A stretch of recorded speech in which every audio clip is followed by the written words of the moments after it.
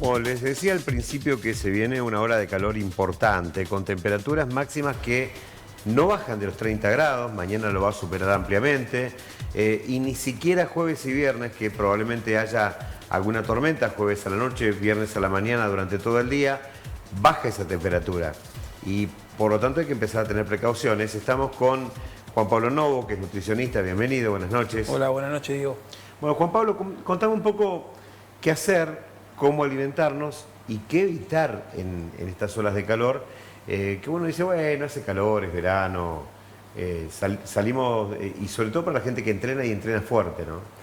Sí, primero me gustaría empezar con esa segunda parte de tu pregunta, que es como qué cosas evitar, ¿no? Es ya Vox Populi que todos tenemos que evitar las horas pico para hacer ejercicio, pero todavía seguimos como en esos momentos de exponernos al sol. Hay que entender que el calor genera estrés, esas temperaturas, estrés térmico, y eso hace que todo nuestro sistema trabaje sobreexigido.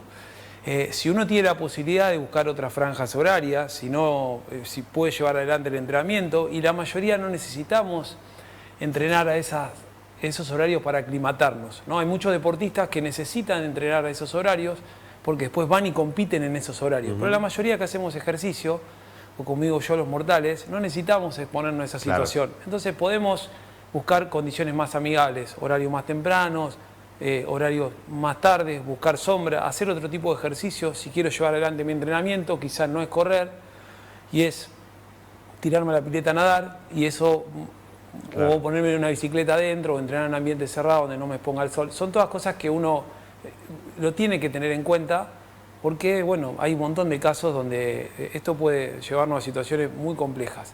O sea, si vas a estar al aire libre, es mejor tener agua cerca, ¿no? Sí. Y bajar ese estrés por temperatura, ¿no? Sí, hay un montón de cosas que uno puede hacer, desde la hidratación, ¿sí? También es importante que los líquidos que uno beba en el antes, el durante y el después sean frescos, porque eso le va a mandar señales a nuestro cerebro de bajarnos la temperatura corporal.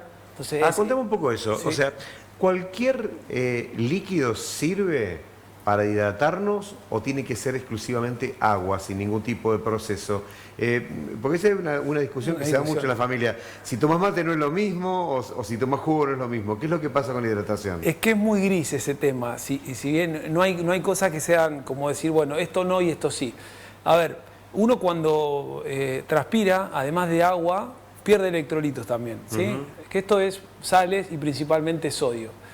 En muchas condiciones, cuando la transpiración es muy alta, no alcanza con tomar agua solamente. Entonces la famosa bebida deportiva o bebidas que tienen electrolitos repone eso, y eso me permite seguir haciendo ejercicio y no, como digo yo, pincharnos. Estoy entrenando en un momento y llega que me da el calor, bajo y no puedo entrenar más. Eso lo puede generar el arrastre de todas estas sales.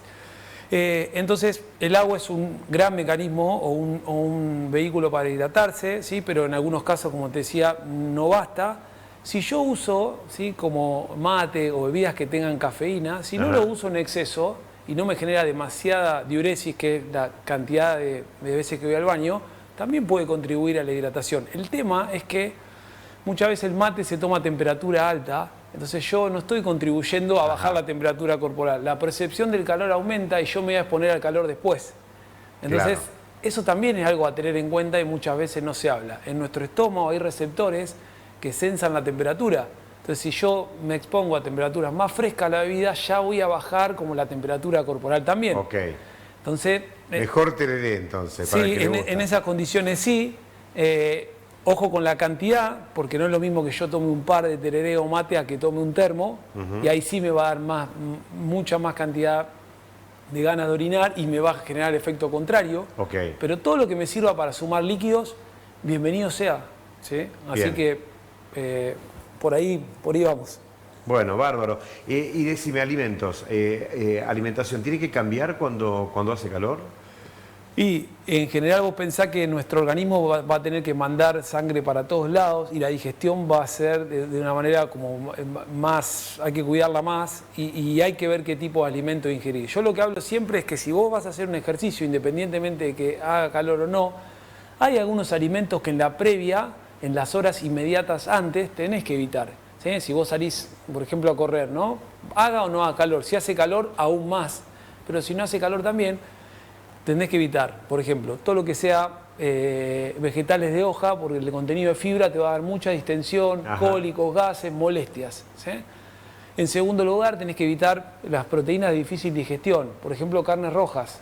Antes de hacer ejercicio no se conviene. recomienda. Y tampoco grasas en exceso, las que vienen del reino animal, ¿sí?